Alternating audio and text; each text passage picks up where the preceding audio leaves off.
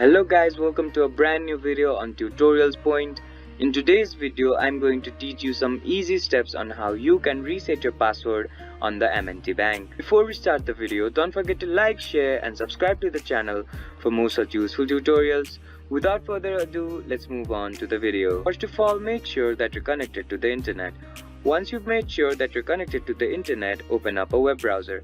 Now, once the web browser is open up on your screen, type in www.3.mtb.com and hit enter. After the home page of the M&T Bank opens up on your screen, on the top right corner of your screen you'll see a login button.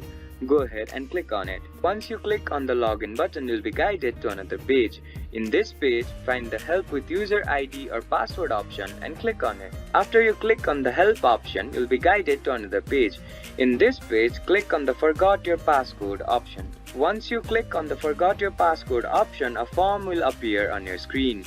On this form, fill in the user ID here, your social security number here, and then click on next. Once you click on next, and if you have filled in these credentials correctly, you'll be guided to another step which will help you to reset your passcode on the M&T Bank. I hope this video helped you to reset your passcode on the M&T Bank.